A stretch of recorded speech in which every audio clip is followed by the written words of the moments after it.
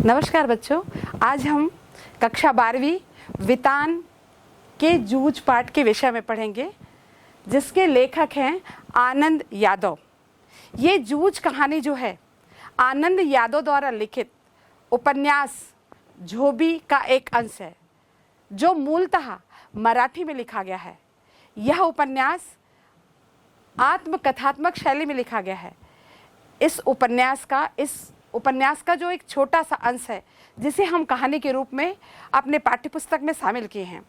इस कहानी में का जो नायक है, इस कहानी का नायक जो है स्वयं लेखक हैं, और इस कहानी को 1990 में साहित्य अकादमी पुरस्कार भी मिला था। हमारे जो कथाकार हैं आनंद यादव, उन्होंने लगभग 25 पुस्तकें, उपन्यास, कविता संग्रह लिखा है, और इस सारे लेखन यात्रा में उन्होंने अपने सर्वश्रेष्ठ जो उपन्यास है झोबी, जिसका एक अंश जूझ के रूप में हम पढ़ रहे हैं, उसमें अपने संघर्ष के विषय में लिखा है।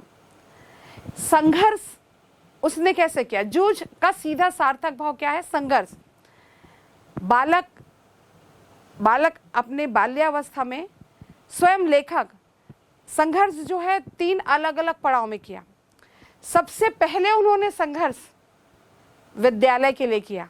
उनकी एक दृढ़ इच्छा शक्ति थी विद्यालय जाने की, उसके लिए उन्होंने संघर्ष किया। जब वो विद्यालय में प्रवेश किए तो उन्होंने संघर्ष अपने स्वयं के अस्तित्व के लिए किया, क्योंकि कहीं ना कहीं वो 1 वर्ष पीछे विद्यालय में प्रवेश किए थे, इसलिए उन्हें अपने अस्तित्व की लड़ाई वहाँ लड़नी पड़ी। फिर उसे अंत में अपने उस साहित्य यात्रा के लिए संघर्ष करना पड़ा। इस तरह वो 3 अलग अलग पड़ाव में संघर्ष करते हुए अपने उस यात्रा को पूरी की। इस कथा का जो नायक है आनंद यादव, जिसको आनंदा के नाम से उसके किसी एक शिक्षक ने उन्हें पुकारा था, और उस आनंदा ने अपने जीवन के उस संघर्ष को क्रमशः कैसे पूरा किया, इसके विषय में हम पढ़ेंगे।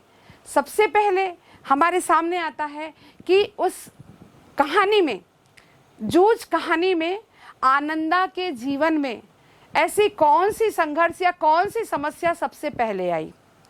आपको मैं बताना चाहूँगी कि बच्चा जो है, बालक जो है, जब 4th क्लास में पढ़ रहा था, 5वीं में प्रवेश किया, तो उसके पिताजी, उसके दादा, जिसको उन्होंने दादा कहा, उसके पिताजी नहीं चाहते थे कि वो बच्चा जो है विद्यालय जाए। उसने सोचा कि घर के कामों में वो हाथ बटाए, खेती किसानी करे, पशुओं को चराने जाए, और वो स्वयं बहुत ज़्यादा आलसी था। पूरे समय गांव में घूमते रहना, अपने पत्नी को प्रताड़ित करता था, बच्चे को मारता था, और कई अलग अलग तरह की ऐसी चीज़ें करता था, लेकिन घर के काम को नहीं करता था। बालक आनंदा को पूरे समय वो खेती के काम में लगाया रहता था, इसलिए उसका विद्यालय जाना उन्होंने बंद करा दिया। बालक आनंदा का संघर्ष यहाँ शुरू हुआ कि अब मुझे विद्यालय तक कैसे जाना चाहिए। बालक आनंदा के मन में विद्यालय जाने की बड़ी तड़प थी, लेकिन उसके अंदर अपने दादा के सामने ये कहने की हिम्मत नहीं थी कि दादा मैं विद्यालय जाऊंगा। उन्हें हमेशा ये लगता था कि यदि मैं विद्यालय जाने की बात कहा तो मेरे दादा मुझे बहुत पीटेंगे। बालक का मन हमेशा डर में रहता था, और उसे हमेशा लगता था कि कोई जाके उनके दादा को समझा दे, कह दे कि मुझे विद्यालय भेजे। क्योंकि बालक के मन में एक ही बात था कि जो बात खेती में बाबा के समय था, वो दादा के समय नहीं है, और उसके मन में ये बात घर कर गया था कि ये खेती हमें किसी गड्ढे में धकेल देगी। और उसे लगता था कि मैं कुछ पढ़ लिख कर नौकरी कर लूं और कुछ पैसे कमा लूं, तो उसके गांव में जो विनोबा अण्णा नाम का एक कारोबारी था, उसके जैसा मैं वही व्यवसाय करने लगूं। तो कहीं ना कहीं बालक जो है हमेशा अपने शिक्षा को लेकर हमेशा ये प्रयासरत रहता था कि मैं पढ़ लिख कर कुछ पैसे कमाकर अपने दादा और बाबा से बेहतर जीवन जीऊं। और यहाँ से कहीं ना कहीं बच्चे, मैं आपको बताना चाहती हूँ कि जब तक आप अपने जीवन को सफल बनाने के लिए या अपने जीवन में कोई भी बाधा है उसे पार करने के लिए या बेहतर सपना को पूरा करने के लिए आप प्रयास नहीं करेंगे, संघर्ष नहीं करेंगे, आप सफल नहीं हो सकते। आपको उस दिशा में एक कदम उठाना होगा। आपको बिल्कुल बालक आनंदा की तरह आपको भी सोचना होगा। हमें कोई भी समस्या को वहीं छोड़ना नहीं है, हमें संघर्ष करके वहां तक पहुंचना है। मैं आपको बताना चाहूंगी कि मेरे जीवन में ढेर सारे ऐसे विद्यार्थी आए जिन्होंने संघर्ष किया, अभी वर्तमान में ऐसे ऐसे स्थान में बैठे हुए हैं कि मुझे देखकर बहुत गर्व महसूस होता है। एक बालक के विषय में बताना चाहूंगी। जब वो बालक कक्षा 12वीं में था, तब की बात है जब विद्यालय में 25 दिनों की छुट्टियां हुआ करती थी। जब छुट्टी से बालक लौटा तो मैंने कहा कि बेटा, इतनी लंबी छुट्टी नहीं होनी चाहिए, हमारा पाठ्यक्रम हो नहीं पाता और कहीं ना कहीं बहुत लंबा बीच में अंतराल हो जाता है। उसने मुझसे कहा कि नहीं, ये छुट्टी बहुत सही है हमारे लिए, क्योंकि मैं आपसे एक बात बताना चाहूँगा, आपसे साझा करना चाहता हूँ। इस 25 दिनों के छुट्टियों में मैं काम करने गया बाहर। उस बालक को देखकर, मैं उसे 9th क्लास से पढ़ा रही थी, लेकिन उस बालक को देखकर उसकी आर्थिक स्थिति के बारे में कभी पता नहीं चला। हमेशा अच्छे गणवेश में, साफ सुथरा प्रेस किया हुआ कपड़ा पहन के वो आता था और कभी उसकी बातों से, उसके रहन सहन से मुझे तनिक भी आभास नहीं हुआ कि वो बच्चा जो है आर्थिक रूप से थोड़ा कमजोर है। उसने मुझसे कहा कि मैडम, मैं हर साल काम करता हूँ और काम करके छुट्टियों में मैं अपने जितने अध्ययन अध्यापन में जो पाठ्य पुस्तक जो मुझे खरीदना है अपने कक्षा का, वो मैं खरीदता हूँ। तो आप बिल्कुल ऐसा मत बोलिए कि छुट्टी नहीं होनी चाहिए। और वो अभी वर्तमान में वो बालक ग्राम सचिव के पद पर है और बहुत अच्छी जीवन जी रहा है और उसका घर बहुत अच्छा हो चुका है। मैं ये उदाहरण इसलिए मैं आपको बताए कि आप जब संघर्ष करोगे तभी आप अपने जीवन को सार्थक कर सकते हो, आप अपने लक्ष्य को पा सकते हो। वो बालक मजदूरी करता था और मुझे वो लाइन याद आता है कि उसने कहा कि मैडम, सरकार का वो काम बहुत अच्छा है। वो क्या करता है कि जितने मजदूरी हमारी बनती है तो कुछ मजदूरी का चावल देते हैं और कुछ मजदूरी का पैसा देते हैं। तो चावल मैं घर में दे देता हूँ और पैसा से मैं अपनी पुस्तकें खरीद लेता हूँ। इस तरह वो संघर्ष कर करके आप बहुत बेहतर जीवन जी रहा है। उसी प्रकार बालक आनंदा का जीवन है। वो अपने जीवन को किस तरह, जैसे वो मैं बता रही हूँ, अब हम विषय वस्तु में आते हैं, अपनी कहानी में आते हैं।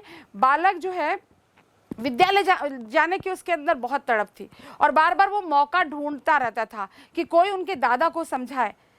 दिवाली का समय था, कोल्हू चलने लगी, ईख लगाए थे, गन्ने का फसल था और उसके दादा को अर्थात उसके पिताजी को ये था कि जितने जल्दी गन्ने का रस निकाल के बेचा जाए, गुड़ निकाल के, तो उसका कीमत ज़्यादा मिलता है। बाकी लोगों से पहले हम यदि उसको दुकान में, बाजार में लाएं तो उसकी कीमत ज़्यादा मिलता है, पैसे ज़्यादा मिलता है। तो उसके घर में, आनंदा के घर में कोल्हू जल्दी चलने लगता था और गांव के और बाकी लोग बाद में ईख से अपना गन्ने का रस निकालते थे, क्योंकि उनको लगता था फसल काफ़ी लंबे समय तक खड़ी रहेगी तो गाढ़ी रस निकलेगी, गुड़ अच्छी रहेगा, तो नंबर 1 और 2 नंबर का जो गुड़ है वो जल्दी बिकेगा और अच्छे से उसका पैसा मिलेगा। लेकिन यहाँ पर उसके आनंदा के दादा को ये था कि नहीं, कोल्हू का जल्दी चालू होना ज़्यादा ज़रूरी है क्योंकि पैसे जल्दी जल्दी आएंगे। इस तरह ये अक्टूबर नवंबर दिसंबर का महीना है, तो उस समय ये काम पूरा जल्दी शुरू होने के कारण कोल्हू का काम पूरा खत्म हो चुका था।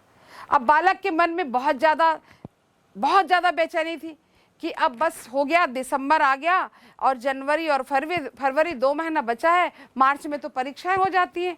तो यदि उस 2 महीना मुझे विद्यालय जाने का अवसर मिले तो जब सारे पाठ्यक्रम की पुनरावृत्ति होती है उस समय वो सारे पाठ्यक्रम में पढ़ूं तो शायद इस वर्ष में पास हो जाऊं और मेरा साल बर्बाद होने से बच जाए।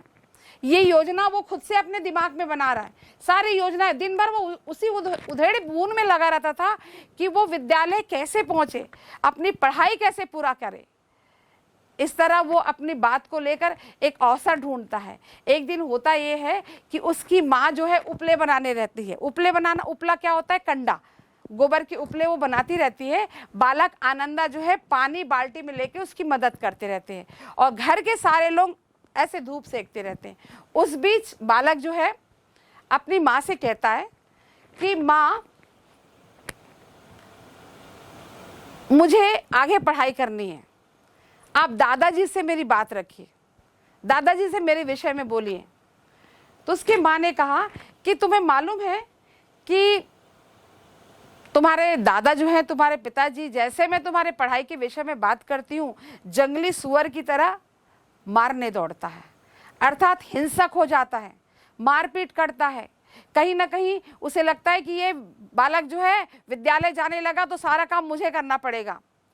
उसकी माँ भी उसके पिताजी से बहुत डरती थी, तो उसने कहीं ना कहीं मना कर दिया।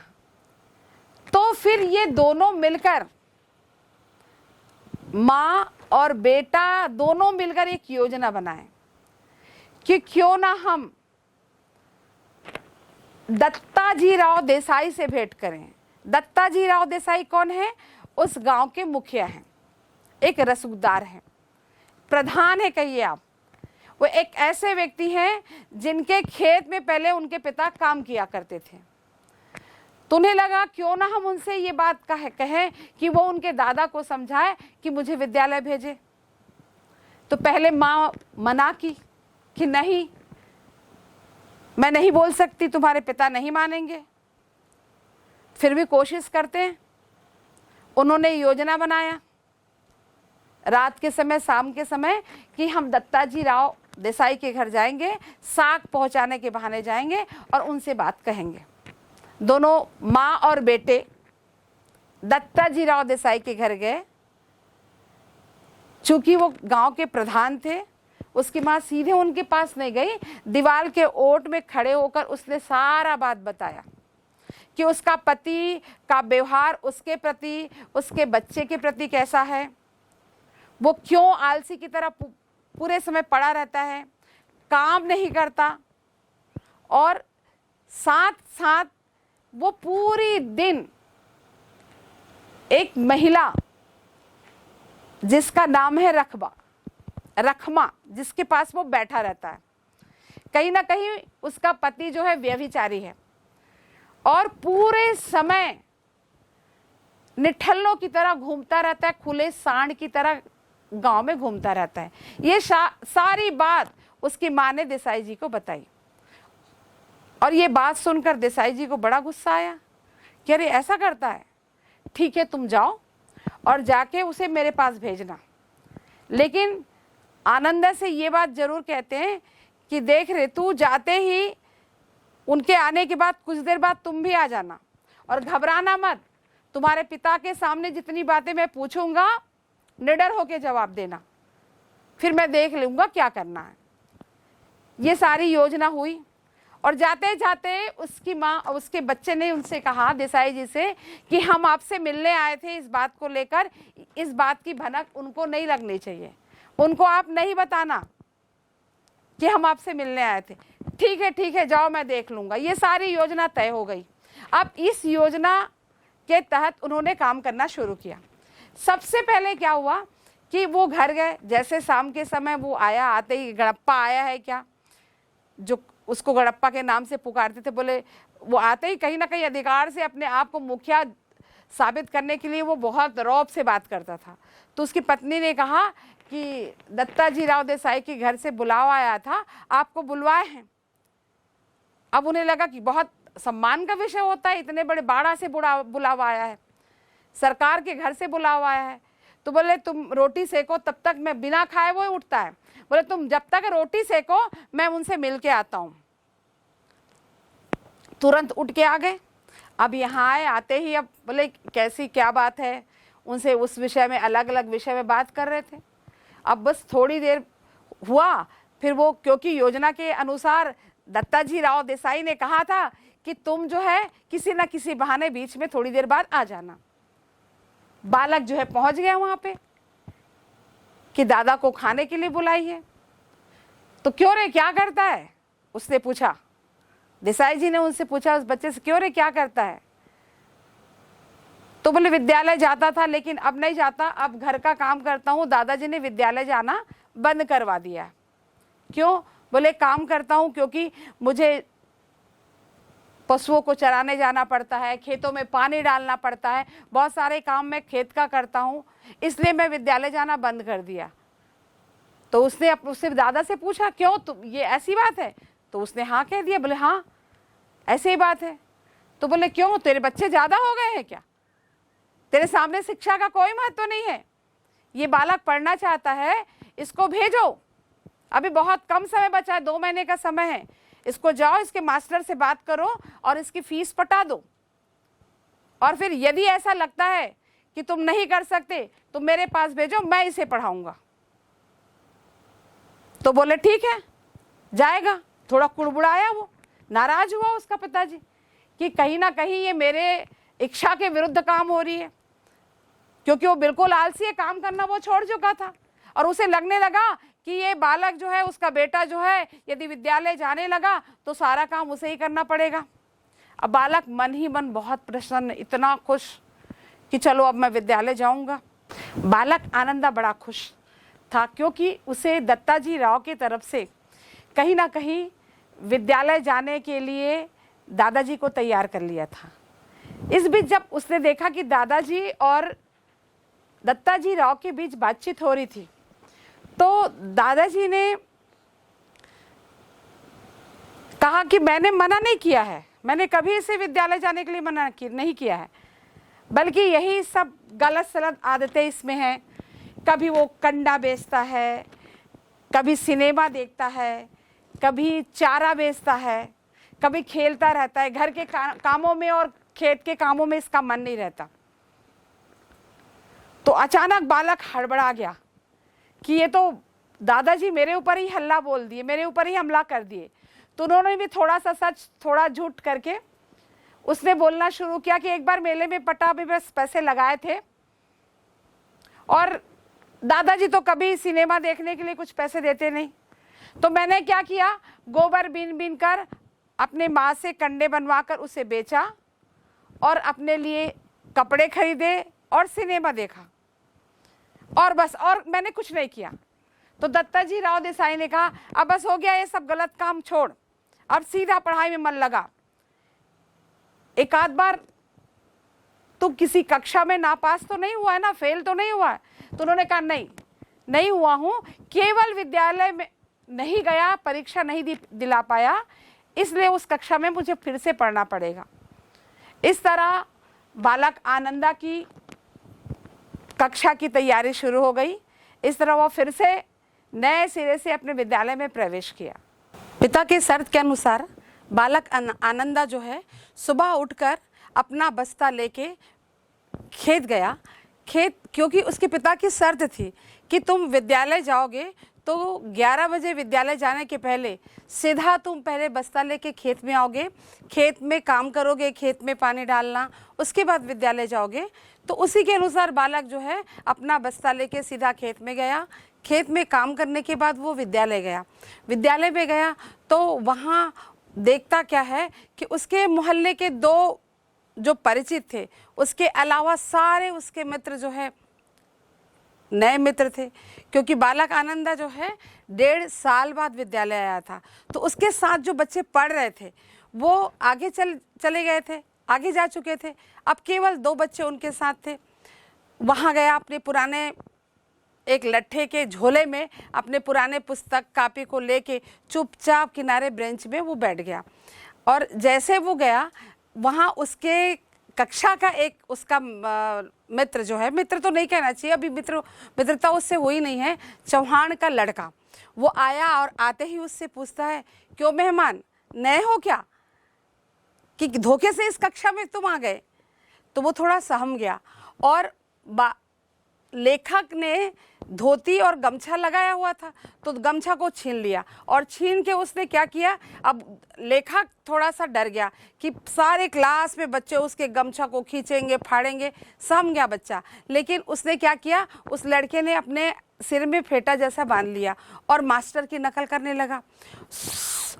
जैसे मास्टर की नकल करने लगा, मास्टर उसी समय आ गए। बालक हड़बड़ी में क्या किया, फेटा उठाया, गमछा उठाया और मास्टर के टेबल में रख के भाग गया। मास्टर आए, आते ही देखे टेबल में गमछा रखा हुआ है। उसने लकड़ी से उसको उठाया और उठा के बोले, किसका है? तो उसने कहा, मेरा है मास्टर। कौन है तू? तो मैं जगाते। आपको मैं बता दूं, लेखक का पूरा नाम आनंद रत्नप्पा जगाते था। तो उसने कहा, जगाते तो नए हो, ऐसी क्यों बदमाशी मूर्खता करते रहते हो? मैंने नहीं किया मास्टर साहब, उस लड़के ने किया। जैसे उसकी ओर इशारा किया, मास्टर जी को समझ में आ गया कि ये शरारत चौहान के लड़के का है। और उस मास्टर जी का नाम था नरवे। उसने उस लड़के को डांटा, बोला और मना किया। फिर जैसे ही जाके कक्षा में बालक बैठा था, पूरे समय उसके साथ कहीं ना कहीं पूरे बच्चे जो है परेशान उसको कर रहे थे। उसके धोती का कांच, पीछे जो धोती का कांच, उसको खींच दिए। उसे लगा कि बार बार मेरा धोती का कांच निकालेंगे, मेरी धोती खुल जाएगी। वो दीवार से चिपक के बैठ गया। दीवार से चिपक के बैठा रहा तो उसकी स्थिति वैसी थी जैसे एक खिलौना कौवा बनाए रहते हैं और कौवे के बच्चे उसको नोचते रहते हैं, वैसी स्थिति लेखक की हो गई। दिन भर बच्चे उसके साथ बहुत ज़्यादा परेशान उसको करने लग गए।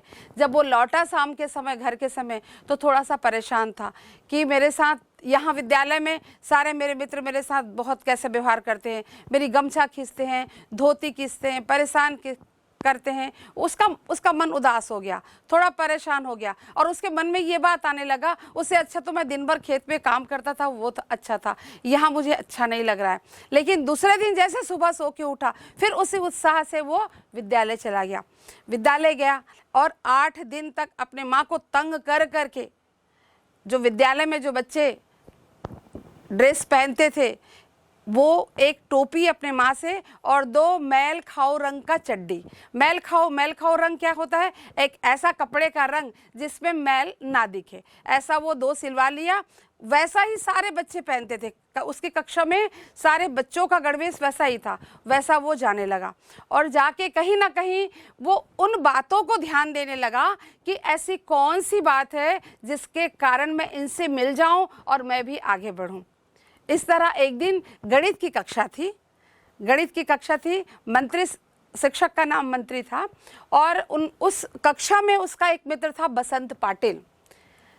बसंत पाटिल लेखक के जीवन में एक बहुत महत्वपूर्ण भूमिका बसंत पाटिल का है। यदि वो मैं आपको पहले बताई थी कि उसने संघर्ष किया, सबसे पहले विद्यालय जाने के लिए संघर्ष किया, उसके बाद दूसरा संघर्ष जो था स्वयं के अस्तित्व का संघर्ष था। तो यहाँ उसकी शुरुआत होती है, वो स्वयं के अस्तित्व के लिए संघर्ष कैसे करता है। बसंत पाटिल उसकी कक्षा का एक छात्र है जो बहुत पतला दुबला सा और बहुत सीधा साधा सरल स्वभाव का बच्चा है।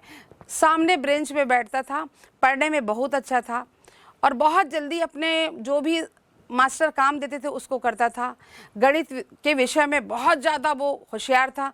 जब भी मंत्री मास्टर जो है गणित बनाने देते, वो बहुत जल्दी बना लेता और सबसे पहले जचवाता। फिर वो पहले जचवाने के कारण उसको अपने लाइन के बच्चों के गणित जांचने का अवसर मिलता। इन चीज़ों को बहुत अच्छे से बालक जो है देख रहा था, लेखक देख रहा था और उसे लगने लगा कि ये बहुत छोटा है, मुझसे छोटा है, लेकिन ये क्लास की मॉनिटर है, कक्षा की मॉनिटर है, ये तो मुझे होना चाहिए था। लेकिन कहीं ना कहीं वो अपने मन में इस बात को समझाया, अपने मन को इस बात को समझाया कि नहीं, मैं तो 1 साल पीछे हूँ, तो ये ही मॉनिटर रहेगा। इस तरह वो धीरे धीरे वो भी क्या किया, सबसे पहले अपने पुराने कॉपी पुस्तक को नई जिल्द लगाया और बहुत अच्छे से उसको लेके आने लगा। और जितनी चीज़ें क्लास में दी जाती थी, कक्षा में दी जाती थी, उसको घर में जाके बैठ के बनाता था, पढ़ता था। अब उसको गणित में मन लगने लगा और वो भी बसंत पाटिल की तरह पहले गणित बना के मास्टर से जचवाने लगा। अब उसे भी एक काम मिल गया कि अब से तुम जो है अपनी लाइन के सारे बच्चों की कॉपी चेक करोगे। और उस दिन उसके शिक्षक मंत्री ने उसे प्यार से आनंदा पुकारा। आनंदा सुनते ही बालक बहुत खुश हो गया, क्योंकि आनंदा को केवल आनंदा उसकी माँ कभी कभी कहा करती थी। बालक जो है बहुत खुश था कि चलो किसी तरह मैं इस क्षेत्र में आगे तो बढ़ रहा हूँ, कुछ तो कर रहा हूँ। इस तरह कक्षा में लेखक के साथ व्यवहार बहुत अच्छा होने लगा। कहीं ना कहीं चौहान के लड़के से उसके मन में जो डर था, जो उसके गणित के शिक्षक थे मंत्री, उनका बच्चों के साथ जो दंड देने की तरीका था वो बहुत अलग था। वो छड़ी से नहीं मारा करते थे, वो बच्चे को गले से पकड़ के मुक्के से मारा करते थे। इस तरह पूरी क्लास में उनकी दहशत रहती थी, और जितने बच्चे लेखक को बहुत तंग किया करते थे, उनका तंग करना बंद हो गया। इस तरह वो कहीं ना कहीं अपनी कक्षा में बहुत अच्छे से उसके साथ व्यवहार होने लगा और नई दिशा में वो अपना काम करने लगा। अब एक नए शिक्षक का प्रवेश हुआ, नवा सौदागलगेकर। सौदागलगेकर मराठी के शिक्षक थे, मराठी भाषा वो पढ़ाया करते थे। और पढ़ाते पढ़ाते आपको मालूम होगा, कविता एक ऐसा विषय है, जब तक उसमें आप रमोगे नहीं, जब तक आप खुद उसमें नहीं समाओगे, जब तक आप उसमें स्वयं आनंद नहीं लोगे, तब तक आप किसी दूसरे को आनंद नहीं दे सकते। गीता बहुत आवश्यक होता है, और हर कविता को अलग अलग तरीके से पढ़ाई जाती है। मैं एक बता रही हूँ आपको, सवैया छंद जैसे, धूरी भरे अति शोभती श्यामजू, तैसी बनी सिर सुंदर चोटी, खेलत खात फिरे अंगना, पग पैर ही बाजती पीरी का छोटी, वाछबी को रस खान विलोकत, वारत काम कला निधि कोटी, काग के भाग बड़ी सजनी, हरी हाथ सुले गयो माखन रोटी। इस सवैया छंद को यदि गाकर कक्षा अध्यापन में उपयोग किया जाए तो निश्चित रूप से बच्चों को बड़ा आनंद आता है, स्वयं शिक्षक को भी आनंद आता है। मैं दुष्यंत कुमार का एक गजल आपके सामने बता रही हूँ। दुष्यंत कुमार का गजल, कहाँ तो तय था चरागा हर एक घर के लिए, कहाँ चराग मयसर नहीं शहर के लिए।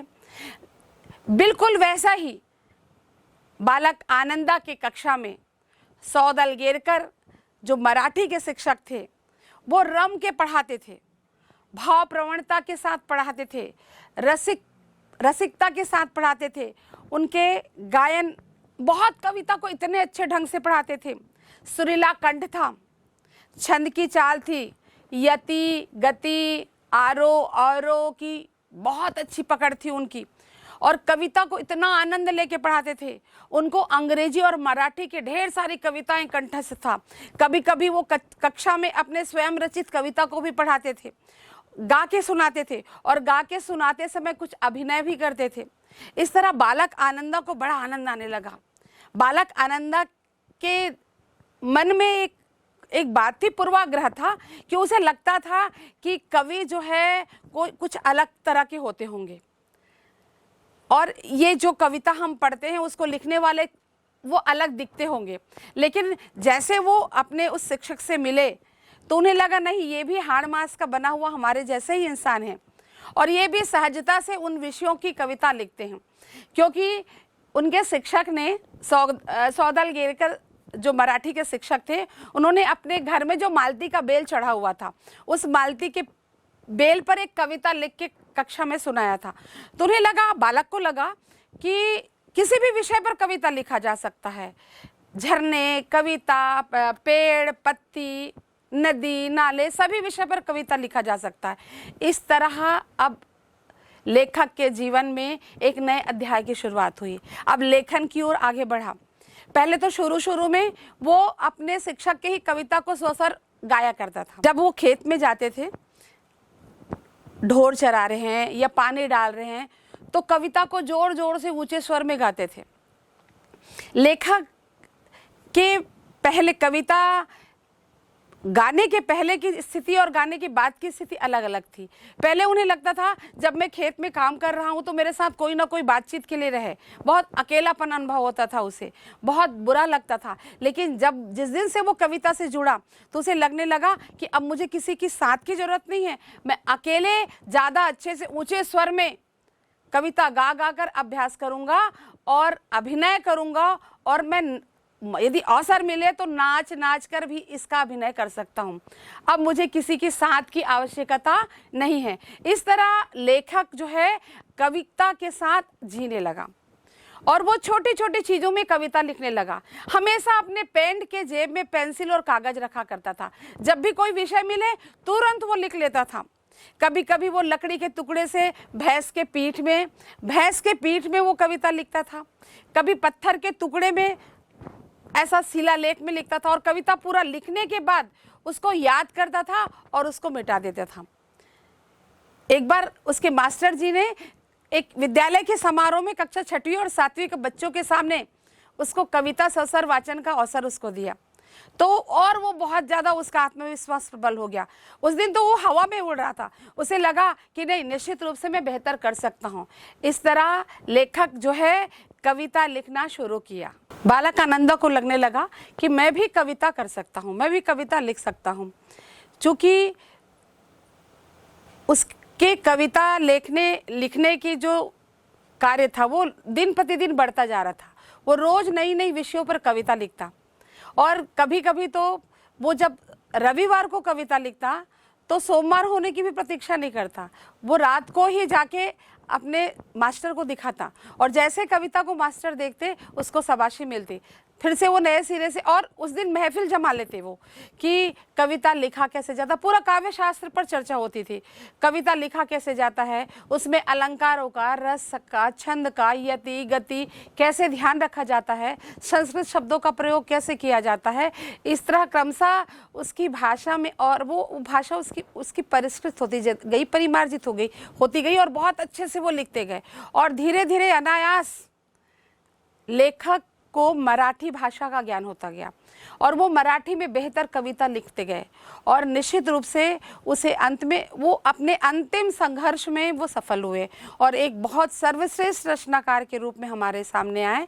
और आपको मैं बता रही हूँ कि आनंद रत्नप्पा यादव जो वर्तमान में बहुत बड़े कथाकार हैं, इस तरह लेखक जो है बहुत ही बारीकी से उन चीज़ों को ध्यान में रखकर कविता लेखन करने लगे और सचेत होकर कविता लिखने लगे और अपने क्षेत्र में वो बहुत बड़े रचनाकार के रूप में हमारे सामने आए। और आपको बताना चाहती हूँ कि इनको साहित्य अकादमी पुरस्कार इसी जूझ उपन्यास के लिए मिला है। इस तरह उनकी साहित्य की यात्रा खत्म हुई और संघर्ष का एक परिणाम मैं आपको पहले ही बताई थी कि आप किसी भी क्षेत्र में किसी भी लक्ष्य के लिए यदि आप संघर्ष करते हैं तो निश्चित रूप से आप उस लक्ष्य को हासिल करते हैं। इस तरह लेखक जो है अपने संघर्ष को पूरा करते हुए अपने लक्ष्य को हासिल किया।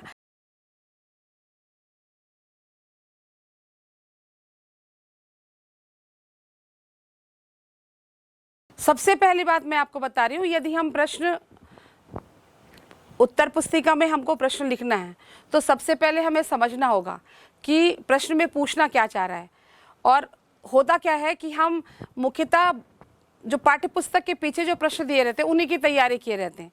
सबसे पहले बात, आप पूरी कहानी को अच्छे से समझिए, लेखक क्या कहना चाह रहा है, क्या बताना चाह रहा है, उसमें पात्र कौन कौन से हैं, कौन कौन से मित्र हैं, कौन कौन से उनके शिक्षक आए, कौन कौन सी घटनाएं कैसी हुई, ये सारी चीज़ें आपको विस्तार से मालूम होगा तो आप मौलिक रूप से कोई भी प्रश्न का उत्तर लिख सकते हैं। सबसे पहले प्रश्न, जैसे मैं यहाँ पे एक प्रश्न ले रही हूँ, कथानायक के चरित्र की कौन सी विशेषताएं आपको प्रभावित करती हैं, कारण देते हुए लिखिए। या कौन कौन सी विशेषताएं, तो सीधे तो रूप से आप देखो तो ऐसा भी पूछा जा सकता है कि जूझ कहानी का नायक की चारित्रिक विशेषताओं को आप उल्लेख कीजिए, या जूझ कहानी का नायक के एक महत्वपूर्ण विशेषता को लिखिए जिससे कहानी आगे बढ़ती है। प्रश्न वही है, बस उसको तरीके अलग अलग है। इसमें आप क्या क्या लिख सकते हो, सबसे पहले कथानायक जो आनंदा था उसमें पढ़ने की ललक थी। अब पढ़ने की ललक थी, आप पाठ कहानी से ही लेंगे। ऐसी कौन सी कहानी में आप कौन सी जगह कहाँ क्या पढ़े जिससे आपको लगा कि आनंदा के मन में पढ़ने की ललक थी? सबसे पहले वो जो शुरू में प्रयास करता है कि वो उसके दादाजी को कोई समझाए कि वो विद्यालय जाना शुरू करे, और उस स्तर पे अपने माँ से बात करके एक मनगढ़ंत योजना बना के दत्ताजी राव से मिलके वो अपने विद्यालय के लिए तैयार होता है। इसमें वो चीज़ें आप लिख सकते हो। दूसरा विशेषता आप लिख सकते हो दूरदर्शी। आपको मैं बता रही हूँ कि बालक को बचपन से ही लगने लगा था कि ये खेती से कुछ नहीं होने वाला, ये हमें गड्ढे में धकेल रही है, क्योंकि बाबा की जो स्थिति थी वो दादा की नहीं है और दादा की जो स्थिति वो मेरी नहीं है। उसे लगता था कुछ पढ़ लिख कर विनोबा ठाकुर की तरह मैं पैसा कमा के एक व्यवसायी बन जाऊंगा, कुछ पैसे कमा लूंगा। अर्थात इससे ये स्पष्ट होता है कि बालक के अंदर दूरदर्शिता थी। कठोर परिश्रमी, एक और आप चारित्रिक विशेषता लिख सकते हो, क्योंकि सशर्त उसको विद्यालय जाने की अनुमति मिली थी। उसके पिता ने कहा कि 11 से 5 तुम्हारे विद्यालय का समय है, उसके पहले का समय तुम्हें खेत में देना होगा। और बालक जो है बिल्कुल सुबह उठ के बस्ता लेके विद्यालय जाने के पहले खेत में जाके वो काम करता था। ये सारी घटनाओं को आप कठोर परिश्रम में उसकी विशेषता में लिख सकते हो। लगनशील, एक और विशेषता लिख सकते हो। संघर्षशील, आप जो जो विशेषता है उस कहानी में उस बालक के अंदर आप डाले हो, कम से कम 4 तो विस्तार से आप लिखिए, बाकी को आप बिंदुवार लिख सकते हो। दूसरे प्रश्न में हम देखते हैं कि जूझ कहानी के नायक को पढ़ना जारी रखने के लिए कैसे जूझना पड़ा और किस उपाय से वह सफल हुआ। कैसे जूझना पड़ा, आपको मैं अभी जब चरित्र चित्रण उसका कर रही थी तभी बताई कि वो पढ़ाई करने के लिए उसे क्या क्या करना पड़ा। अपने पिता को मनवाने के लिए झूठी कहानी, मनगढ़ंत कहानी करके वो दत्ताजी राव से मिलकर, अपनी माँ के साथ मिलकर दत्ताजी राव से अनुमति ली, तब कहीं जाके वो अपनी शिक्षा पूरी की। और वो सफल कैसे हुआ? जब उसके पिताजी ने शर्त रखी और उस सशर्त उसने उसको मान लिया, वो सफल हो गया। कहीं ना कहीं उस बच्चे के अंदर ये थी कि दिन भर जो धूप में, ठंड में, पानी में, बरसात में मैं खेत में रहता हूँ, 11 से 5 विद्यालय में रहूँगा और कुछ समय जो है खेत के काम में दूंगा तो निश्चित रूप से मेरी पढ़ाई हो जाएगी। इस तरह से आप इस प्रश्न को बना सकते हैं। फिर अगला एक प्रश्न हम संक्षिप्त में ले रहे हैं, पूरा विस्तार में नहीं ले रहे, क्योंकि 4 अंक का प्रश्न है तो आपको थोड़ा विस्तार में और सारगर्भित शब्दों का ध्यान रख के आपको लिखना है, बहुत संक्षिप्त में नहीं लिखना है। विद्यालय पहुंचकर लेखक को किन परेशानियों का सामना करना पड़ा? तो मैं आपको अभी कहानी बता रही थी तब बताई कि कक्षा में उसके बच्चों का व्यवहार उसके साथ कैसा था कि जो जैसे ही पहला दिन गया, चौहान का लड़का जो है उसका गमछा छीन लिया और सारे बच्चे उसके कपड़े खींच रहे हैं, उसके धोती का कांच खींच रहे हैं और उसको ऐसे कर दिए थे जैसे एक कौवे के बने हुए खिलौने के उसके बच्चे जो है नोच रहे हैं, मतलब बीच में बैठ के सारे बच्चे। इस तरह से आप उसको इन सब परेशानियों का सामना करते हुए, पहले दिन गणित में भी गया तो शिक्षक से उसको डांट पड़ी और कहीं ना कहीं बसंत पाटिल ने उसका जो सहयोग किया। ये थोड़ी थोड़ी चीज़ों को आप लिख के इस पूरे प्रश्न को बहुत अच्छे से हल कर सकते हो। फिर अगले प्रश्न में हम आते हैं, जूझ कहानी के लेखक के जीवन संघर्ष के उन बिंदुओं पर प्रकाश डालिए जो आपके लिए प्रेरणादायक हैं। ये प्रश्न हर एक जैसे लिखने की जरूरत नहीं, कोई जरूरी नहीं है इस कहानी को पढ़ने के बाद आपको एक ही जैसे, सब बच्चे अलग अलग तरीके से, किसी को उसके विद्यालय के लिए संघर्ष ज़्यादा प्रेरणास्पद लगा, किसी को स्वयं के अस्तित्व के लिए संघर्ष अच्छा लगा, किसी को कवि बनने तक के, या किसी को पूरा उसके जीवन संघर्ष में अच्छा लगा। आप किसी भी एक बिंदु को लेकर भी विस्तार से लिख सकते हैं, चाहे आप तीनों बिंदु को थोड़ा थोड़ा करके उस प्रश्न को लिख सकते हैं। अगले प्रश्न में हम देख रहे हैं कि जूझ कहानी के लेखक का विद्यालय में विश्वास कैसे बढ़ा, कहानी के आधार पर लिखे। विश्वास कैसे बढ़ा? जब उसका परिचय बसंत पाटिल से हुआ, जो क्लास का मॉनिटर था, कक्षा का मॉनिटर था, और वो गणित बहुत अच्छे से बनाता था और बाकी लोगों की कॉपी भी जांचता था। पाटिल की तरह आनंदा भी गणित बहुत अच्छे से बनाने लगा और जो काम पाटिल करता था वही काम वो करने लगा। तो कहीं ना कहीं उस कक्षा में वो पाटिल के समकक्ष जब पहुंचा तब उसके विद्यालय में विश्वास बढ़ा। उसे लगने लगा कि नहीं, निश्चित रूप से आपको मैं एक बात बता दूं कि जिस दिन हमारी कक्षा में एक अच्छी स्थिति बन जाती है, हम जब शिक्षक के नज़र में आ जाते हैं, सारे मित्रों के साथ हम हो जाते हैं, तब हमारा आत्मविश्वास पहले से ज़्यादा बढ़ता है। वही चीज़ बालक आनंदा के साथ हुआ। हम एक अलग प्रश्न में आते हैं। आप कैसे कह सकते हैं, ये सारे प्रश्न जो हैं प्रश्न से प्रश्न बनाए गए हैं, आप कैसे कह सकते हैं कि जूझ कहानी के प्रमुख पात्र की छूटी हुई पढ़ाई फिर से शुरू करने में उसकी माँ का हाथ है। उसकी माँ की बहुत बड़ी भूमिका है। ना चाहते हुए भी उसकी माँ, जब पहली बार अपनी माँ से उसने कहा था कि आप दादा से बात कीजिए, तो माँ थोड़ी उदास हो गई थी, क्योंकि कहीं ना कहीं उसके दादाजी बहुत गुस्सैल थे और उसकी माँ की भी पिटाई कर देते थे इस विषय को लेके। लेकिन फिर भी उसकी माँ ने हिम्मत की, एक झूठी कहानी ही सही, उसकी माँ ने उसके साथ मिलके दत्ताजी राव देसाई से बात की और दादा से बात करके उसके फिर से विद्यालय जाने को तय किया। इस तरह से उसकी माँ की बहुत बड़ी भूमिका है। और यदि मैं कहूँ, यदि कहानी में केवल उसके दादा को हम छोड़ देते हैं तो उसके पूरे संघर्ष में जितने लोग आए, चाहे आप मंत्री शिक्षक को लो, बसंत पाटिल को लो, चाहे इस सौदल गेरकर को लो, सारे शिक्षकों की, दत्ताजी राव देसाई को लो, उनकी माँ, सबकी भूमिका उसके संघर्ष में है। और वो उसके पिता बस नहीं चाहते थे, सभी की भूमिका उसके जीवन में बहुत महत्वपूर्ण है। इस तरह उसकी माँ का भी बहुत बड़ी भूमिका है शिक्षा में। अब अगले प्रश्न में हम देखते हैं, अध्यापक की कौन सी विशेषता ने लेखक के जीवन को बदल दिया? क्या आपको भी ऐसा कोई अनुभव मिला? ये आप अपने से लिख सकते हो। ये एक बिल्कुल समझ की प्रश्न है। हर बच्चे अपने जीवन के कोई भी इस प्रश्न में कोई जरूरी नहीं है कि आपको जो बताया गया आप उसी को लिखो।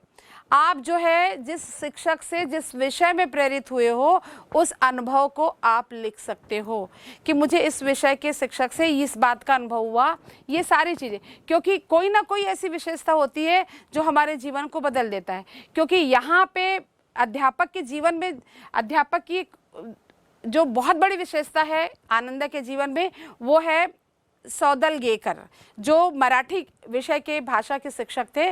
उनका बहुत बड़ा प्रभाव पड़ा। उनके जो पढ़ाने के तरीके, कविता को वो सिखाने का जो तरीका था, स्वसर वाचन, यति, गति, आरो, औरो, और कविता की जो समझ, भाव प्रवणता के साथ, अभिनय के साथ, नाच कर कविता को पढ़ाने का जो तरीका था, वो बच्चे के अंदर उसी अध्यापक के कारण आया। और कहीं ना कहीं मैं आपको बता रही हूँ, कोई भी कवि तब बनता है जब वो किसी न किसी से प्रेरित होता है। वो किसी अपने शिक्षक को कविता पढ़ते सुनता है, किसी कवि को सुनता है, तब वो जाके उसके अंदर वो कहीं ना कहीं, एक कहते हैं ना, इच्छा शक्ति एक रहती है अंदर, एक मन में एक रहता है, वो चीज़ बाहर आता है और वो परिणित होता है उस कार्य में। अब हम अगले प्रश्न में देखेंगे, अध्यापक की कौन सी विशेष एक है कि जीवन में बदल दिया, तो आप क्रमशः उसको लिखिए। तो आप उसको 1 2 3 4 करके क्रम डाल के भी लिख सकते हो कि ये विशेषता थी जिसके कारण लेखक के जीवन में परिवर्तन हुआ। यदि आपको ये कहा जाए कि आपके जीवन में ऐसे कौन से अध्यापक हैं जिन्होंने आपके जीवन की दशा या दिशा बदल दी या आपके जीवन की सोच को बदल दी, ये इस प्रकार के भी प्रश्न पूछे जा सकते हैं। जैसे ऐसा ही नहीं है कि हम केवल पाठ से आधारित, आपको अलग ऐसे प्रश्न भी पूछे जा सकते हैं कि आप कोई अपने जीवन के किसी ऐसे शिक्षक के विषय में लिखिए जिससे आप प्रभावित होकर या जिसके कार्य से आपके जीवन में परिवर्तन हुआ। कहानी के अंत में आपके पुस्तक में कुछ प्रश्न दिए हैं, उनमें से कुछ प्रश्नों को मैं ले रही हूँ, जिसमें से पहला प्रश्न है, जूझ शीर्षक के औचित्य पर विचार करते हुए यह स्पष्ट करें कि क्या वह शीर्षक कथानायक की किसी चारित्रिक विशेषता को उजागर करता है। निश्चित रूप से जूझ कथानायक की सबसे बड़ी चारित्रिक विशेषता है। मैं आपको बार बार इस विषय में बताई हूँ कि उन्होंने अपने जीवन में विद्यालय जाने के लिए संघर्ष किया, अपने अस्तित्व को बचाए रखने के लिए संघर्ष किया, अपने साहित्य यात्रा में पूर्ण करने के लिए संघर्ष किया। इस तरह क्रमशः वो धीरे धीरे धीरे धीरे संघर्ष करते हुए वहाँ तक पहुँचा। तो हम कह सकते हैं कि बिल्कुल इसका शीर्षक जो है उचित है, सार्थक है और सही है, क्योंकि उन्होंने जीवन के हर पड़ाव में केवल संघर्ष किया है। उसके पिता बिल्कुल नहीं चाहते थे, आप इन चीज़ों को लिख लेना कि पिता नहीं चाहते थे। पिता को मनवाने के लिए उसने क्या किया, फिर वो विद्यालय में आके वो अपना जगह कैसे बनाया, फिर अपने शिक्षक से मिलकर वो कवि कैसे बना। तो धीरे धीरे ये इन सारे तीनों बिंदुओं से ये स्पष्ट होता है कि उनका जीवन संघर्ष से बना हुआ था और संघर्ष के कारण ही वो आगे बढ़े और सफल हुए। हम दूसरे प्रश्न में आते हैं कि स्वयं कविता रच लेने का आत्मविश्वास लेखक के मन में कैसे हुआ, कैसे उसके मन में आया कि मैं कविता लिख सकता हूँ। जब उनके शिक्षक सौदागेलकर ने कविता सुनाई, पढ़ाई, सिखाई, जब उसके कक्ष जब वो अध्यापन में उनसे जब मिले तो उनको लगा कि कवि कोई अलग इंसान होता होगा, लेकिन जब उनसे मिले कि नहीं, वो हाड़ मांस का बना हुआ हमारे जैसा ही इंसान है, कोई अलग नहीं होते और कविता किसी भी विषय पर लिखी जा सकती है। जब उसके शिक्षक ने अपने घर में चढ़ी हुई मालती की बेल पर कविता लिखी तो उन्हें लगा कि क्यों ना ही मैं अपने खेत के आसपास पत्तियों के ऊपर, पेड़ों के ऊपर, पानी के ऊपर, पत्थर, किसी भी विषय पर कविता लिख सकता हूँ। और वो कविता को गा के वो लिख के जब अध्यापक को दिखाने लगा, उसको शाबाशी मिलने लगी, तो उसके अंदर आत्मविश्वास और जागा। जब हम कोई भी काम करते हैं और हमें सफलता मिलती है तो हमारा मनोबल और बढ़ता है और निश्चित रूप से उस दिशा में हम आगे बढ़ते हैं। इस तरह वो कविता लेखन में आगे बढ़ा। और हम उसके बाद देखते हैं कि अगले प्रश्न, कविता के प्रति लगाव से पहले, जब लेखक को कविता से कोई पहले लेना देना नहीं था, कविता से वो दूर था, कविता से उसका कोई संबंध नहीं था, और जब वो कविता के प्रति लगाव से पहले और उसके बाद अकेलेपन के प्रति लेखक के धारणा में क्या परिवर्तन हुआ। लेखक पहले जब खेत में काम किया करते थे, खेत में पानी डालना, ढोर चराने जाना, दिन भर जो भी खेती का काम वो करते थे, उनको लगता था बहुत अकेला अकेला, मेरे साथ कोई दिन भर रहे, कोई बातचीत करते रहे ताकि मैं अच्छे से काम कर लूँ। लेकिन जब वो कविता से जुड़ गए तो उनको बिल्कुल अकेलापन अनुभव ही नहीं हुआ। वो पानी खेतों में ऐसे डालते रहते थे, पूरा खेत भर जाता था, पता ही नहीं चलता था, इतने जोर जोर से कविता गा रहे हैं, अभिनय कर रहे हैं, कूद रहे हैं, नाच रहे हैं, काम कर रहे हैं, उनको पता ही नहीं चलता था। ढोर चरा रहे हैं, उनको बिल्कुल कभी आभास ही नहीं हुआ कि उनको किसी की साथ की जरूरत है। ये सबसे महत्वपूर्ण अंतर हुआ। अब उनके पूरे अकेलेपन का साथ उनका स्वयं का कविता हो गया। अब हम एक प्रश्न और ले लेते हैं कि पढ़ाई लिखाई के संबंध में लेखक और दत्ताजी राव का रवैया सही था या पिता का?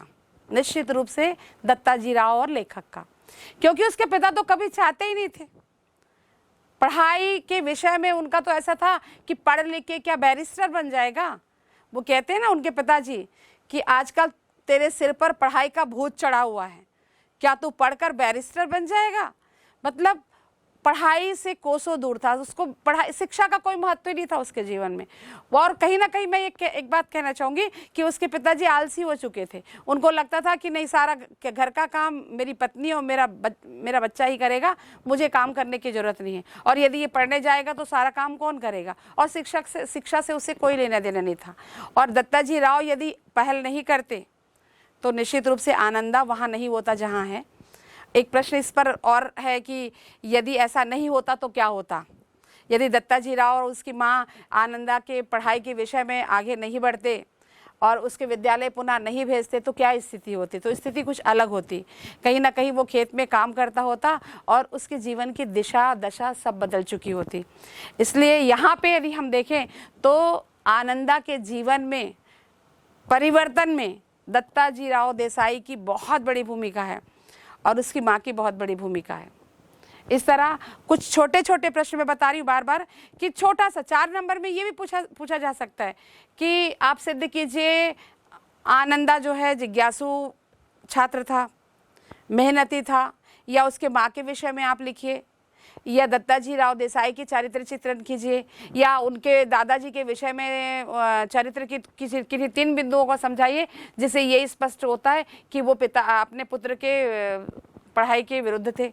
ऐसे अलग छोटे छोटे आप इन सारे जितने प्रश्न मैं बताई हूँ उससे सहयोगी प्रश्न भी बनेंगे, और यदि उसे आप विस्तार से लिखेंगे तो निश्चित रूप से 4 अंक के प्रश्न आप लिख सकते हैं।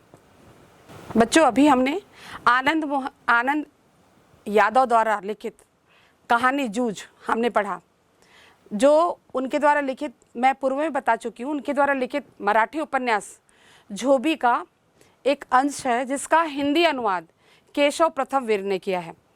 उस कहानी का जो प्रमुख पात्र है आनंदा, बालक आनंदा स्वयं लेखक हैं।